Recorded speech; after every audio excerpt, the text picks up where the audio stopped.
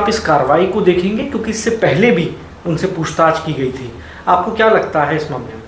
नहीं, वो तो साफ है, तो राजनीति है। और जिस किस्म की राजनीति हो रही है, मैं देख रहा हूँ 2014 के बाद कि कानून का दुरुपयोग हो रहा है और नफ़रत की राजनीति हो रही है।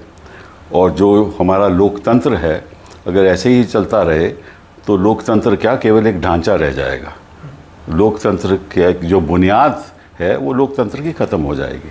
रूल ऑफ लॉ जिसको हम कहते हैं, डेमोक्रेसी, लोकतंत्र, कहाँ है रूल ऑफ लॉ? अभी इनको चार्जशीट करने का आज के दिन क्यों कर रहे हैं ये सब चार्जशीट? ये मामला तो कितना पुराना है। और कौन सा इन्होंने कोई जुर्म किया है? अरे भैया, जिस शख्स ने ये फाइल किया वो शेयर होल्डर तो नहीं है, और एजेएल ने तो कोई कंप्लेंट नहीं किया, कंपनी तो कोई कंप्लेंट नहीं किया। तो इनको क्या तकलीफ हो रही है? और कौन से प्रोसीड्स ऑफ क्राइम जिसको कहते हैं कि भाई जुर्म का जो पैसा है, कौन से जुर्म का पैसा इनके पास है? जो कंपनी है वो तो एक सेक्शन 25 कंपनी है, तो उसमें तो आपको कुछ ले ही नहीं सकते कंपनी से। वो जारी संपत्ति है, वो कंपनी की है। लेकिन इनका मकसद ये नहीं है। इनका मकसद जो पहले भी कर चुके हैं कि नफ़रत फैलाओ। जो भी इस देश में जो विपक्ष के लोग हैं, जो मंत्री हैं, चीफ मिनिस्टर हैं, उनके परिवार के लोग हैं, उनके ऊपर केस करो, दंगे फसाद करो, दंगे फसाद करके फिर लोगों के ऊपर केस करो, एफआईआर लगा के ईडी भेज दो, ईजी किसी प्रदेश में भी चले जाए, एफआईआर करने के बाद वहाँ अरेस्ट शुरू कर दो।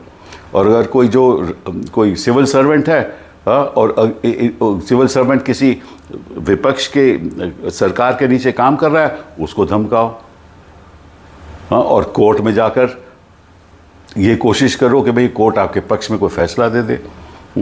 और असलियत तो यह है, अगर कोर्ट देश की जनता के प्रति खड़ी नहीं होगी, उनके जो अधिकार है उनके प्रति खड़ी नहीं होगी, ये जो चल रहा है उसके खिलाफ कोर्ट एटलीस्ट लोगों की सुनवाई नहीं करेगी, तब तक कुछ नहीं हो सकता। हो क्या रहा है, मैं आपको एक उदाहरण देता हूँ। इन्होंने सारे मदरसे बंद करवा दिए उत्तर प्रदेश में, हालांकि सुप्रीम कोर्ट ने कहा है, स्टे भी किया है, सब उन्होंने बंद करवा दिए। तो ये क्यों कर रहे हैं? ये कभी ये वक्फ की बात करते हैं। देश के सामने कौन से मुद्दे हैं? देश के सामने मुद्दे हैं कि जो अपने जवान, अपनी बेरोज़गारी का मुद्दा हुआ, शिक्षा का मुद्दा हुआ, स्वास्थ्य का मुद्दा हुआ, देश को आगे बढ़ाना है, आर्टिफिशियल इंटेलिजेंस के बारे में बात हो। लेकिन इनको केवल ईडी दिखती है। और उसे लोग कभी केरला के चीफ मिनिस्टर के खिलाफ प्रयास करते हैं, कभी उसकी परिवार के प्रयास करते हैं, कभी ममता जी को डिस्टेबलाइज करना चाहते हैं, चीफ मिनिस्टर को के खिलाफ केस करके हटवाना चाहते हैं। उधर महाराष्ट्र में इन्होंने किस तरह से सरकारें बदल दी। वो क्राइम नहीं है, वो कोई जुर्म नहीं है कि आप लोगों को आकर्षित करके, हम जानते हैं क्या होता है, उनको मंत्री बना दो और उससे पहले उनके खिलाफ बयान दो कि बड़े करप्ट हैं, फिर उन्हीं को मंत्री बना दो।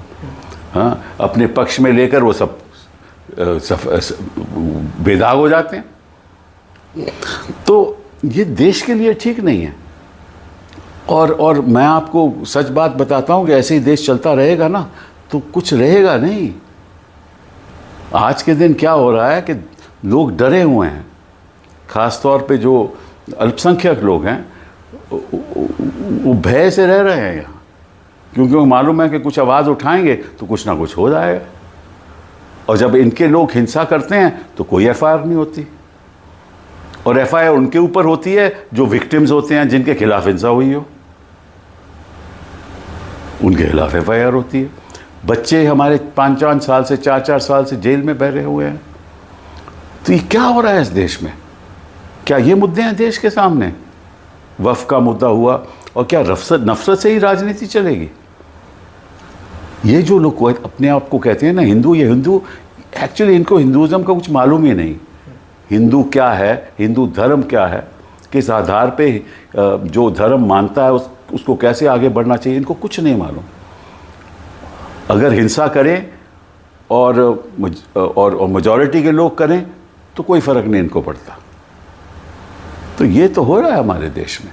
और मुझे ये नहीं समझ आई कि इनको क्या मतलब क्या प्रॉब्लम है इनको गांधी फैमिली के साथ। इन्होंने सब कुछ तो अपने पक्ष में कर लिया, इलेक्ट्रल बॉन्ड में पैसा बटोर लिया, सत्ता भी इनके पक्ष में है, इनके गवर्नर के इनके इशारे पे काम करते हैं, सीईसी भी इनके इशारे पे काम करती है, सब कुछ तो इनके पास है। अब ये लोगों को जेल भी भेजना चाहते हैं, यही दिखाने के लिए कि अगर हमारे खिलाफ कुछ करोगे तो निश्चित रूप से यही आपका परिणाम होगा। सर, आपने तो यूपीए सरकार भी बहुत करीब से देखी है, उस वक्त के जो बीजेपी के बड़े लीडर्स थे उनको भी आपने देखा है। आपको लगता है ये नई तरीके की राजनीति शुरू हुई है पिछले कुछ वर्षों में? जो भाई ये जो गुजरात का जो एक्सपेरिमेंट किया था उसको दोहरा रहे हैं, ये जो वहाँ कर रहे थे वो यहाँ कर रहे हैं, यही हो रहा है। ऐसा लगता है कि भाई लोगों के पास कोई हक ही ख़त्म हो गए, सब हक ख़त्म हो गए, कोई लोगों का कोई हक ही नहीं है। इनके कोई जर्नलिस्ट इनके खिलाफ बोलेगा तो उसके खिलाफ शुरू कर देंगे, कोई यूट्यूब पे कोई पॉडकास्ट चलाता है तो उसके खिलाफ शुरू कर देंगे, बच्चे एजिटेट करेंगे, क्रिटिसाइज करेंगे तो उसके खिलाफ कुछ कर देंगे, कोई आवाज़ उठाएगा तो उसके खिलाफ कार्रवाई शुरू कर देंगे। तो किस किस्म की राजनीति है? इसीलिए संविधान बना था हमारा, अम्बेडकर जी के यही सपने थे, और ये बात अम्बेडकर जी की करते हैं, गांधी जी की करते हैं। उनके आदर्श के साथ को लेकर तो आगे बढ़ते नहीं हैं। बात करेंगे गांधी जी, काम करेंगे उल्टा, बात करेंगे संविधान की रक्षा की और उसकी धज्जियां उड़ाएंगे। ये इनकी राजनीति है।